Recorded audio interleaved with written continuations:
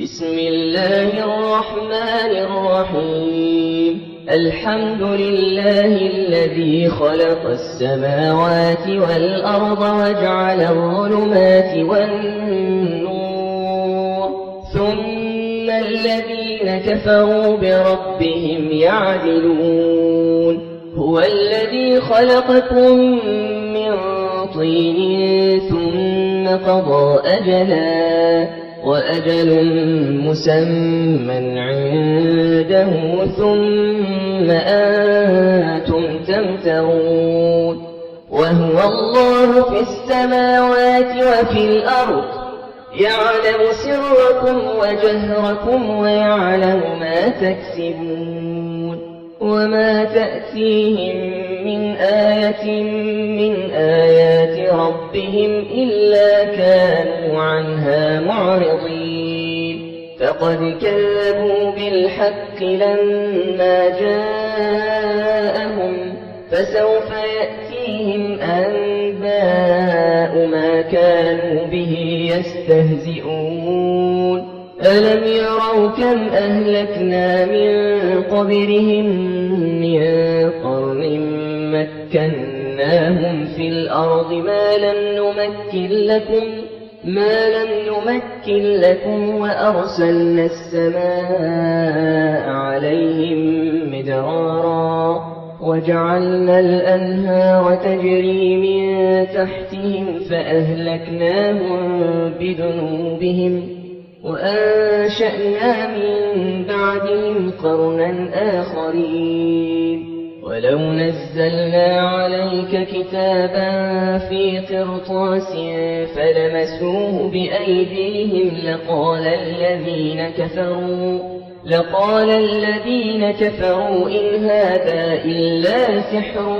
مبين. وقالوا لولا أنزل عليه ملك، ولو أنزلنا ملكا لقضي الأمر ثم لا ينظرون. ولو جعلناه ملكا لجعلناه رجلا وللبسنا عليهم ما يلبسون. ولقد استهزئ برسل من قبلك فحاق بالذين سخروا منهم ما كانوا به يستهزئون. قل سيروا في الأرض ثم انظروا كيف كان عاقبة المكذبين. قل لمن ما في السماوات والأرض قل لله، كتب على نفسه الرحمة ليجمعنكم إلى يوم القيامة لا ريب فيه. الذين خسروا أنفسهم فهم لا يؤمنون. وله ما سكن في الليل والنهار وهو السميع العليم. قل أغير الله أتخذ وليا فاطر السماوات والأرض وهو يطعم ولا يطعم. قل إني أمرت أن أكون أول من أسلم ولا تكونن من المشركين. قل إني أخاف إن عصيت ربي عذاب يوم عظيم. من يصرف عنه يومئذ فقد رحمه، وذلك الفوز المبين. وإن يمسسك الله بضر فلا كاشف له إلا هو، وإن يمسسك بخير فهو على كل شيء قدير. وهو القاهر فوق عباده، وهو الحكيم الخبير. قل أي شيء أكبر شهادة؟ قل الله شهيد بيني وبينكم. وأوحي إلي هذا القرآن لأنذركم به ومن بلغ. أئنكم لتشهدون أن مع الله آلهة أخرى؟ قل لا أشهد. قل إنما هو إله واحد وإنني بريء مما تشركون الذين آتيناهم الكتاب يعرفونه كما يعرفون أبناءهم الذين خسروا أنفسهم فهم لا يؤمنون ومن أظلم ممن افترى على الله كذبا أو كذب بآياته إنه لا يفلح الظالمون ويوم نحشرهم جميعا ثم نقول للذين أشركوا أين شركاؤكم الذين كنتم تزعمون ثم لم تكن فتنتهم إلا أن قالوا والله ربنا ما كنا مشركين انظر كيف كذبوا على أنفسهم وضل عنهم ما كانوا يفترون ومنهم من يستمع إليك وجعلنا على قلوبهم أكنة أن يفقهوه وفي آذانهم وقرا وإن يروا كل آية لا يؤمنوا بها حتى إذا جاءوك يجادلونك يقول الذين كفروا إن هذا إلا أساطير الأولين وهم ينهون عنه وينأون عنه وإن يهلكون إلا أنفسهم وما يشعرون ولو ترى إذ وقفوا على النار فقالوا يا ليتنا نرد ولا نكذب بآيات ربنا ونكون من المؤمنين بل بدا لهم ما كانوا يخفون من قبل ولو ردوا لعادوا لما نهوا عنه وإنهم لكاذبون وقالوا إن هي إلا حياتنا الدنيا وما نحن بمبعوثين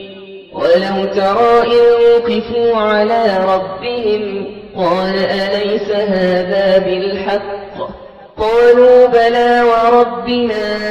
قال فذوقوا العذاب بما كنتم تكفرون قد خسر الذين كذبوا بلقاء الله حتى إذا جاءتهم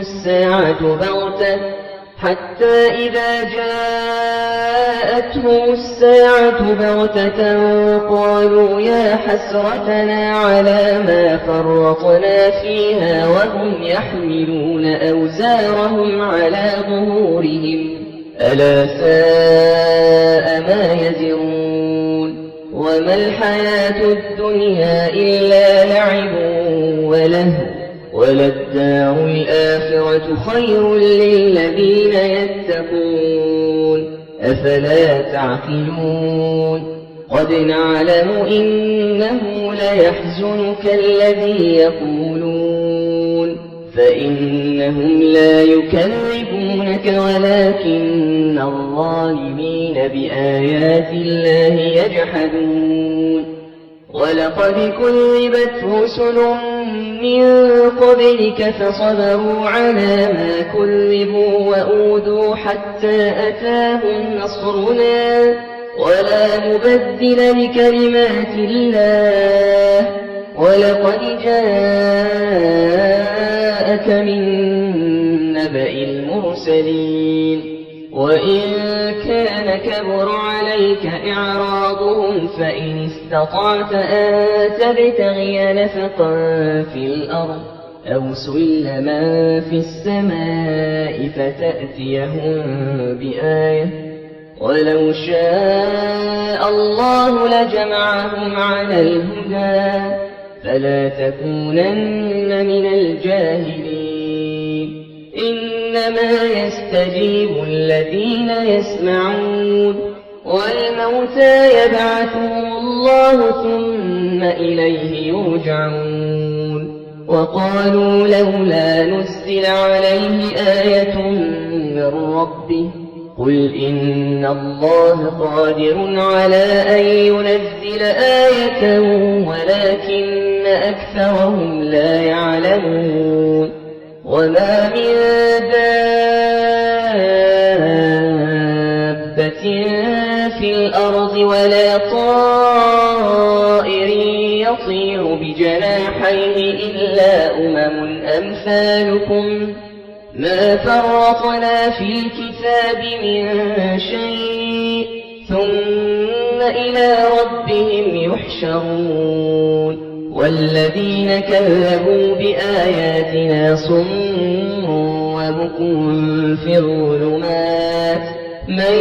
يشاء الله يضلله ومن يشاء يجعله على صراط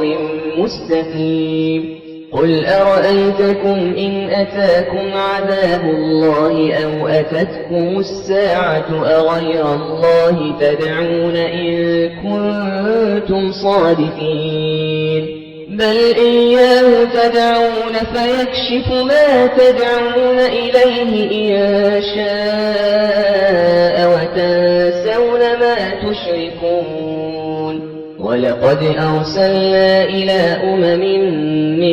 قبلك فأخذناهم بالبأساء والضراء لعلهم يتضرعون فلولا إذ جاءهم بأسنا تضرعوا ولكن قست قلوبهم وزين لهم الشيطان ما كانوا يعملون فلما نسوا ما ذكروا به فتحنا عليهم أبواب كل شيء حتى إذا فرحوا بما أوتوا أخذناهم بغتة فإذا هم مبلسون فقطع دابر القوم الذين ظلموا والحمد لله رب العالمين قل أرأيتم إن أخذ الله سمعكم وأبصاركم وختم على قلوبكم من إله غير الله يأتيكم به انظر كيف نصرف الآيات ثم هم يصدفون قل أرأيتكم إن أتاكم عذاب الله بغتة قل أرأيتكم إن أتاكم عذاب الله بغتة أو جهرة هل يهلك إلا القوم الظالمون وما نرسل المرسلين إلا مبشرين ومنذرين فمن آمن وأصلح فلا خوف عليهم ولا هم يحزنون والذين كذبوا بآياتنا يمسهم العذاب بما كانوا يفسقون قل لا أقول لكم عندي خزائن الله ولا أعلم الغيب ولا أقول لكم إني ملك إن أتبع إلا ما يوحى إلي قل هل يستوي الأعمى والبصير أفلا تتفكرون وأنذر به الذين يخافون أن يحشروا إلى ربهم ليس لهم من دونه ولي ولا شفيع لعلهم يتقون ولا تطرد الذين يدعون ربهم بالغداة والعشي يريدون وجهه ما عليك من حسابهم من شيء وما من حسابك عليهم من شيء فتطردهم فتكون من الظالمين وكذلك فتنا بعضهم ببعض ليقولوا أهؤلاء من الله عليهم من بيننا أليس الله بأعلم بالشاكرين وإذا جاءك الذين يؤمنون بآياتنا فقل سلام عليكم كتب ربكم على نفسه الرحمة أنه من عمل منكم سوءا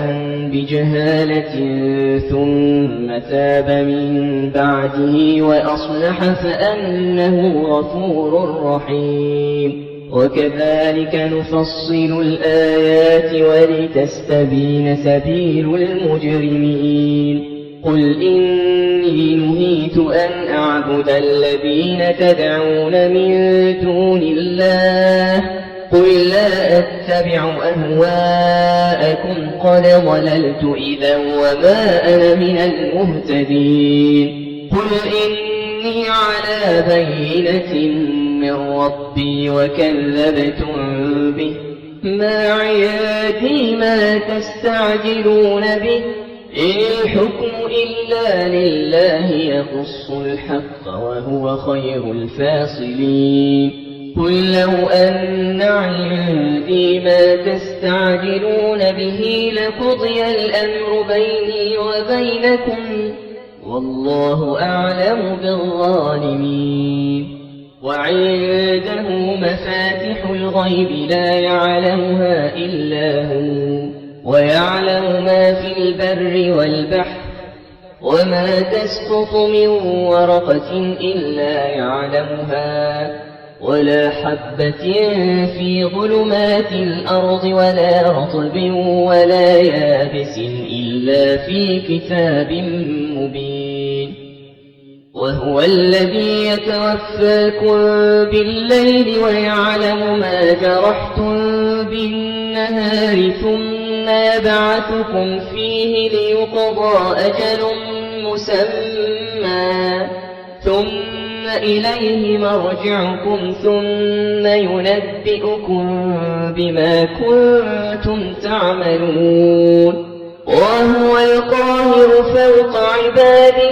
ويرسل عليكم حفظة حتى إذا جاء أحدكم الموت توفته رسلنا وهم لا يفرطون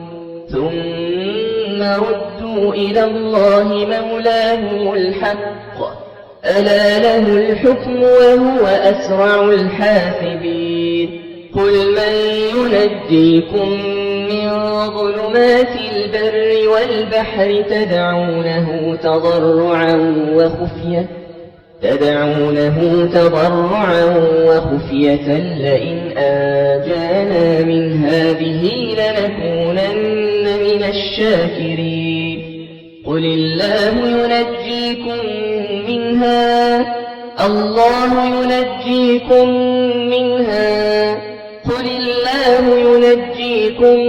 منها ومن كل كرب ثم أنتم تشركون قل هو القادر على أن يبعث عليكم عذابا من فوقكم أو من تحت أرجلكم أو يلبسكم شيعا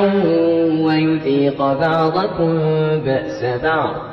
انظر كيف نصرف الآيات لعلهم يفقهون وكذب به قومك وهو الحق قل لست عليكم بوكيل لكل نبأ مستقر وسوف تعلمون وإذا رأيت الذين يخوضون في آياتنا فأعرض عنهم حتى يخوضوا في حديث غيره وإما ينسينك الشيطان فلا تقعد بعد الذكرى مع القوم الظالمين وما على الذين يتقون من حسابهم من شيء ولكن ذكرى لعلهم يتقون وذر الذين اتخذوا دينهم لعبا ولهوا وغرتهم الحياة الدنيا وذكر به أن تبسل نفس بما كسبت ليس لها من دون الله ولي ولا شفيع وإن تعدل كل عدل لا يؤخذ منها أولئك الذين أبسلوا بما كسبوا لهم شراب من حميم وعذاب أليم بما كانوا يكفرون قل أندعو من دون الله ما لا ينفعنا ولا يضرنا ونرد على أعقابنا بعد إذ هدانا الله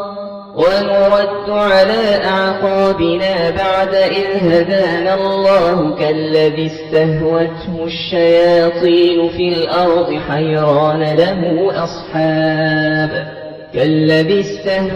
الشياطين في الأرض حيران له أصحاب يدعونه إلى الهدى ائتنا قل إن هدى الله هو الهدى وأمرنا لنسلم لرب العالمين وأن أقيموا الصلاة واتقوه وهو الذي إليه تحشرون وهو الذي خلق السماوات والأرض بالحق ويوم يقول كن فيكون قوله الحق وله الملك يوم ينفخ في الصور عالم الغيب والشهادة وهو الحكيم الخبير وإذ قال إبراهيم لأبيه آزر أتتخذ أصناما آلهة إني أراك وقومك في ضلال مبين وكذلك نري إبراهيم ملكوت السماوات والأرض وليكون من الموقنين فلما جن عليه الليل رأى كوكبا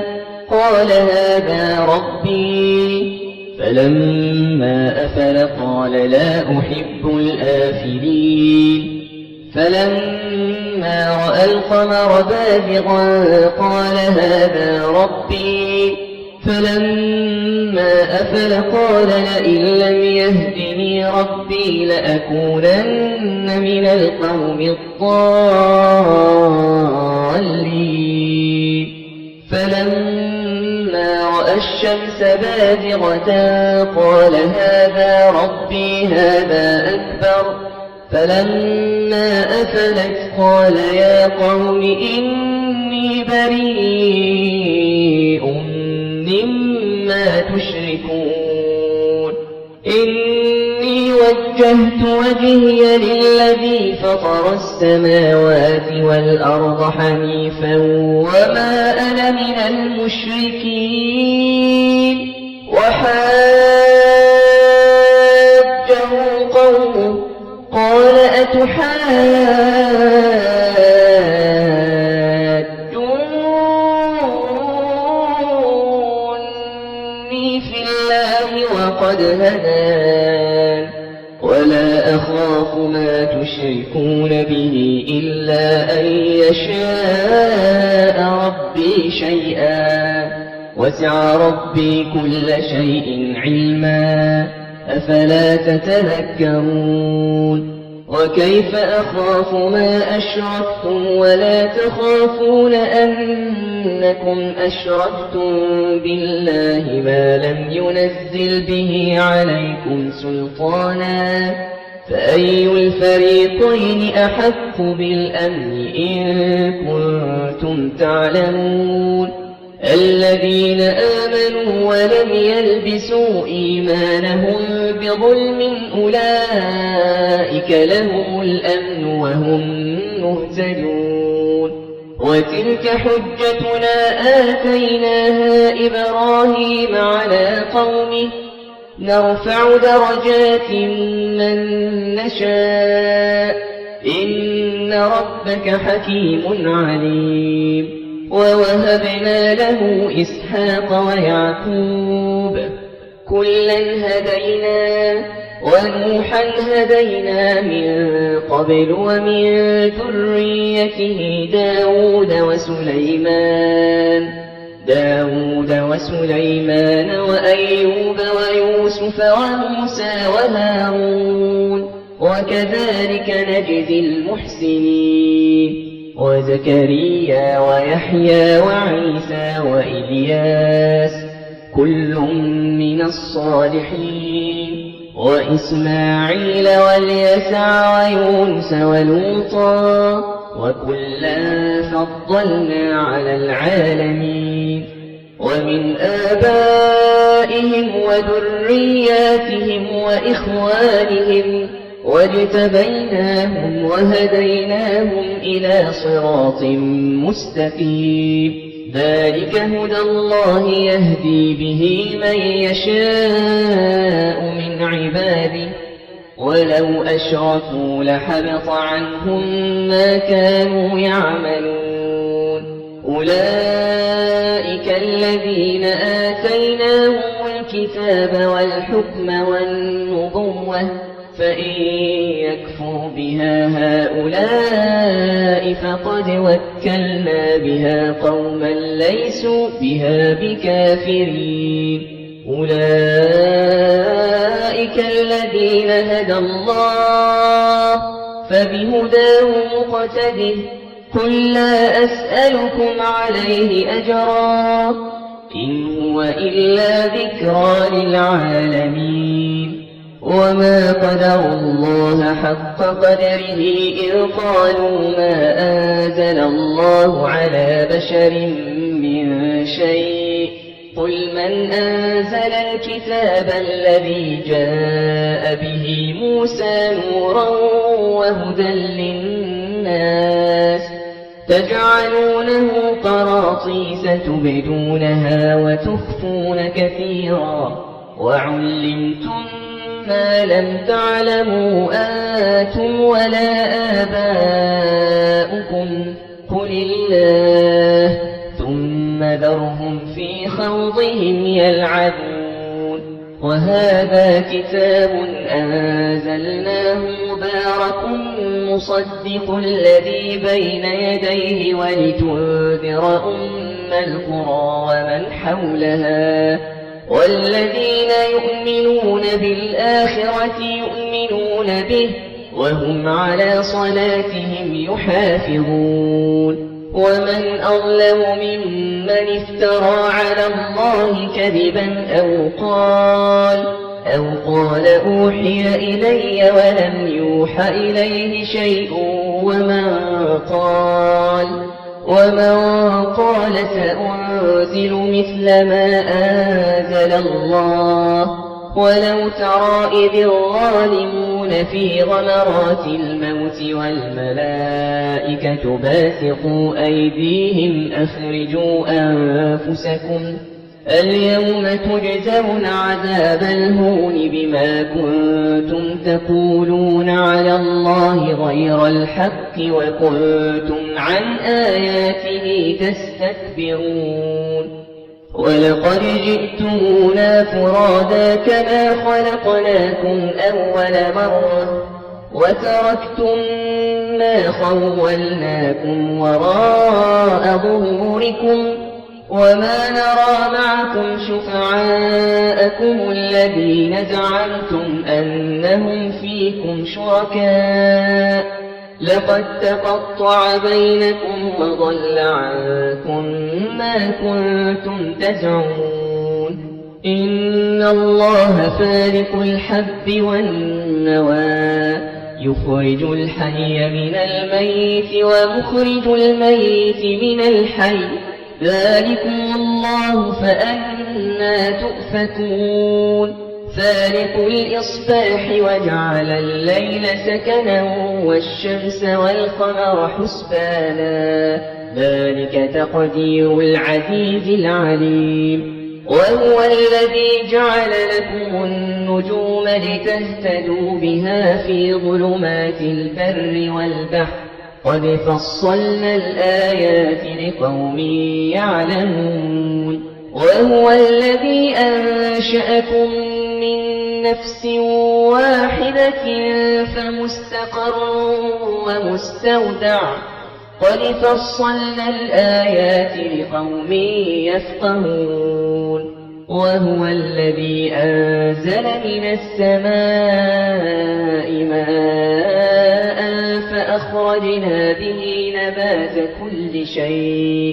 فأخرجنا به نبات كل شيء فأخرجنا منه خضرا نخرج منه حبا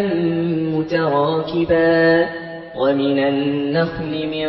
طلعها قنوان دانية وجنات من أعناب والزيتون والرمان مشتبها وغير متشابه انظروا إلى ثمره إذا أثمر وينعه إن في ذلكم لآيات لقوم يؤمنون وجعلوا لله شركاء الجن وخرقوا له بنين وبنات بغير علم سبحانه وتعالى عما يصفون بديع السماوات والأرض أنى يكون له ولد ولم تكن له صاحبة وخلق كل شيء وهو بكل شيء عليم ذلكم الله ربكم لا إله إلا هو خالق كل شيء فاعبدوه وهو على كل شيء وكيل لا تدركه الأبصار وهو يدرك الأبصار وهو اللطيف الخبير قد جاءكم بصائر من ربكم فمن أبصر فلنفسه ومن عمي فعليها وما أنا عليكم بحفيظ وكذلك نصرف الآيات وليقولوا درست ولنبينه لقوم يعلمون اتبع ما أوحي إليك من ربك لا إله إلا هو وأعرض عن المشركين ولو شاء الله ما أشركوا وما جعلناك عليهم حفيظا وما أنت عليهم بوكيل ولا تسبوا الذين يدعون من دون الله فيسبوا الله عدوا بغير علم كذلك زينا لكل أمة عملهم ثم إلى ربهم مرجعهم فينبئهم بما كانوا يعملون وأقسموا بالله جهد أيمانهم لئن جاءتهم آية ليؤمنن بها قل إنما الآيات عند الله وما يشعركم أنها إذا جاءت لا يؤمنون ونقلب أفئدتهم وأبصارهم كما لم يؤمنوا به أول مرة ونذرهم في طغيانهم يعمهون ولو أننا نزلنا إليهم الملائكة وكلمهم الموتى وحشرنا عليهم كل شيء قبلا ما كانوا ليؤمنوا إلا أن يشاء الله ولكن أكثرهم يجهلون وكذلك جعلنا لكل نبي عدوا شياطين الإنس والجن يوحي بعضهم إلى بعض زخرف القول غرورا ولو شاء ربك ما فعلوه فذرهم وما يفترون ولتصغى إليه أفئدة الذين لا يؤمنون بالآخرة وليرضوه وليقترفوا ما هم مقترفون أفغير الله أبتغي حكما وهو الذي أنزل إليكم الكتاب مفصلا والذين آتيناهم الكتاب يعلمون أنه منزل من ربك بالحق فلا تكونن من الممترين وتمت كلمة ربك صدقا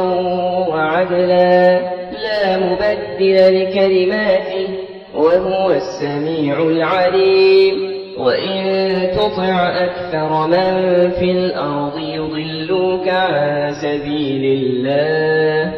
إن يتبعون إلا الظن وإن هم إلا يخرصون إن ربك هو أعلم من يضل عن سبيله وهو أعلم بالمهتدين فكلوا مما ذكر اسم الله عليه إن كنتم بآياته مؤمنين وما لكم ألا تأكلوا مما ذكر اسم الله عليه وقد فصل لكم ما حرم عليكم إلا ما اضطررتم إليه وإن كثيرا ليضلون بأهوائهم بغير علم إن ربك هو أعلم بالمعتدين وذروا ظاهر الإثم وباطنه إن الذين يكسبون الإثم سيجزون بما كانوا يقترفون ولا تأكلوا مما لم يذكر اسم الله عليه وإنه لفسق وإن الشياطين ليوحون إلى أوليائهم ليجادلوكم وإن أطعتموهم إنكم لمشركون أومن كان ميتا فأحييناه وجعلنا له نورا يمشي به في الناس كمن مثله في الظلمات ليس بخارج منها كذلك زين للكافرين ما كانوا يعملون وكذلك جعلنا في كل قرية أكابر مجرميها ليمكروا فيها وما يمكرون إلا بأنفسهم وما يشعرون وإذا جاءتهم آية قالوا لن نؤمن حتى نؤتى مثل ما أوتي رسل الله أعلم حيث يجعل رسالته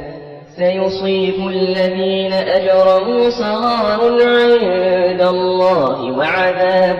شديد بما كانوا يمكرون فمن يرد الله أن يهديه يشرح صدره للإسلام ومن يرد أن يضله يجعل صدره ضيقا حرجا كأنما يصعد في السماء كذلك يجعل الله الرجس على الذين لا يؤمنون وهذا صراط ربك مستقيما قد فصلنا الآيات لقوم يذكرون لهم دار السلام عند ربهم وهو وليهم بما كانوا يعملون ويوم يحشرهم جميعا يا معشر الجن قد استكثرتم من الإنس وقال أولياؤهم من الإنس ربنا استمتع بعضنا ببعض وبلغنا أجلنا الذي أجلت لنا قال النار مثواكم خالدين فيها إلا ما شاء الله إن ربك حكيم عليم وكذلك نولي بعض الظالمين بعضا بما كانوا يكسبون يا معشر الجن والإنس ألم يأتكم رسل منكم يقصون عليكم آياتي وينذرونكم لقاء يومكم هذا قالوا شهدنا على أنفسنا وغرتهم الحياة الدنيا وشهدوا على أنفسهم أنهم كانوا كافرين ذلك أن لم يكن ربك مهلك القرى بظلم وأهلها غافلون ولكل درجات مما عملوا وما ربك بغافل عما يعملون وربك الغني ذو الرحمة إن يشأ يذهبكم ويستخلف من بعدكم ما يشاء كما أنشأكم من ذرية قوم آخرين إنما توعدون لآت وما أنتم بمعجزين قل يا قوم اعملوا على مكانتكم إني عامل فسوف تعلمون ما تكون له عاقبة الدار إنه لا يفلح الظالمون وجعلوا لله مما ذرأ من الحرث والأنعام نصيبا فقالوا هذا لله بزعمهم وهذا لشركائنا فما كان لشركائهم فلا يصل إلى الله وما كان لله فهو يصل إلى شركائهم ساء ما يحكمون وكذلك زين لكثير من المشركين قتل أولادهم شركاؤهم ليردوهم وليلبسوا عليهم دينهم ولو شاء الله ما فعلوه فذرهم وما يفترون وقالوا هذه أنعام وحرث حجر لا يطعمها إلا من نشاء بزعمهم وأنعام حرمت ظهورها وأنعام لا يذكرون اسم الله عليها افتراء عليه سيجزيهم بما كانوا يفترون وقالوا ما في بطون هذه الأنعام خالصة لذكورنا ومحرم على أزواجنا وإن يكن ميتة فهم فيه شركاء سيجزيهم وصفهم إنه حكيم عليم قد خسر الذين قتلوا أولادهم سفها بغير علم وحرموا ما رزقهم الله افتراء على الله قد ضلوا وما كانوا مهتدين وهو الذي أنشأ جنات معروشات وغير معروشات والنخل والزرع مختلفا أكله والزيتون والرمان متشابها وغير متشابه كلوا من ثمره إذا أثمر آتوا حقه يوم حصاده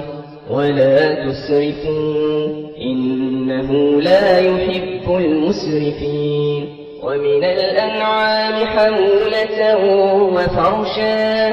كلوا مما رزقكم الله ولا تتبعوا خطوات الشيطان إنه لكم عدو مبين 8 أزواج من الضأن 2 ومن المعز 2 قل حرم أم الأنثيين أما اشتملت عليه أرحام الأنثيين نبئوني بعلم إن كنتم صادقين ومن الإبل 2 ومن البقر 2 قل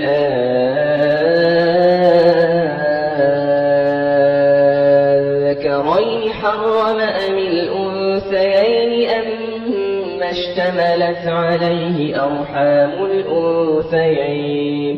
أم كنتم شهداء إذ وصاكم الله بهذا فمن أظلم ممن افترى على الله كذبا ليضل الناس بغير علم إن الله لا يهدي القوم الظالمين قل لا أجد فيما أوحي إلي محرما على طاعم يطعمه إلا أن يكون ميتة أو دما مسفوحا أو لحم خنزير فإنه رجس أو فسقا أهل لغير الله به فمن اضطر غير باغ ولا عاد فإن ربك غفور رحيم وعلى الذين هادوا حرمنا كل ذي ظفر ومن البقر والغنم حرمنا عليهم شحومهما إلا ما حملت ظهورهما أو الحوايا أو ما اختلط بعظم ذلك جزيناهم ببغيهم وإنا لصادقون فإن كذبوك فقل ربكم ذو رحمة واسعة ولا يرد بأسه عن القوم المجرمين سيقول الذين أشركوا لو شاء الله ما أشركنا ولا آباؤنا ولا حرمنا من شيء كذلك كذب الذين من قبلهم حتى ذاقوا بأسنا قل هل عندكم من علم فتخرجوه لنا إن تتبعون إلا الظن وإن أنتم إلا تخرصون قل فلله الحجة البالغة فلو شاء لهداكم أجمعين قل هلم شهداءكم الذين يشهدون أن الله حرم هذا فإن شهدوا فلا تشهد معهم ولا تتبع أهواء الذين كذبوا بآياتنا والذين لا يؤمنون بالآخرة وهم بربهم يعدلون قل تعالوا أتل ما حرم ربكم عليكم ألا تشركوا به شيئا وبالوالدين إحسانا ولا تقتلوا أولادكم من إملاق نحن نرزقكم وإياهم ولا تقربوا الفواحش ما ظهر منها وما بطن ولا تقتلوا النفس التي حرم الله إلا بالحق ذلكم وصاكم به لعلكم تعقلون ولا تقربوا مال اليتيم إلا بالتي هي أحسن حتى يبلغ أشده وأوفوا الكيل والميزان بالقسط لا نكلف نفسا إلا وسعها وإذا قلتم فاعدلوا ولو كان ذا قربى وبعهد الله أوفوا ذلكم وصاكم به لعلكم تذكرون وأن هذا صراطي مستقيما فاتبعوه ولا تتبعوا السبل فتفرق بكم عن سبيله ذلكم وصاكم به لعلكم تتقون ثم آتينا موسى الكتاب تماما على الذي أحسن وتفصيلا لكل شيء وهدى ورحمة لعلهم بلقاء ربهم يؤمنون وهذا كتاب أنزلناه مبارك فاتبعوه واتقوا لعلكم ترحمون أن تقولوا إنما أنزل الكتاب على طائفتين من قبلنا وإن كنا عن دراستهم لغافلين أو تقولوا لو أنا أنزل علينا الكتاب لكنا أهدى منهم فقد جاءكم بينة من ربكم وهدى ورحمة فمن أظلم ممن كذب بآيات الله وصدف عنها سنجزي الذين يصدفون عن آياتنا سوء العذاب بما كانوا يصدفون هل ينظرون إلا أن تأتيهم الملائكة أو يأتي ربك أو يأتي بعض آيات ربك يوم يأتي بعض آيات ربك لا ينفع نفسا إيمانها لم تكن آمنت من قبل أو كسبت في إيمانها خيرا قل انتظروا إنا منتظرون إن الذين فرقوا دينهم وكانوا شيعا لست منهم في شيء إنما أمرهم إلى الله ثم ينبئهم بما كانوا يفعلون من جاء بالحسنة فله 10 أمثالها ومن جاء بالسيئة فلا يجزى إلا مثلها وهم لا يظلمون قل إنني هداني ربي إلى صراط مستقيم دينا قيما ملة إبراهيم حنيفا وما كان من المشركين قل إن صلاتي ونسكي ومحياي ومماتي لله رب العالمين لا شريك له وبذلك أمرت وأنا أول المسلمين قل أغير الله أبغي ربا وهو رب كل شيء ولا تكسب كل نفس إلا عليها ولا تزر وازرة وزر أخرى ثم إلى ربكم مرجعكم فينبئكم بما كنتم فيه تختلفون وهو الذي جعلكم خلائف الأرض ورفع بعضكم فوق بعض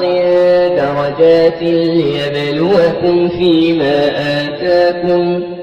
إن ربك سريع العقاب وإنه لغفور رحيم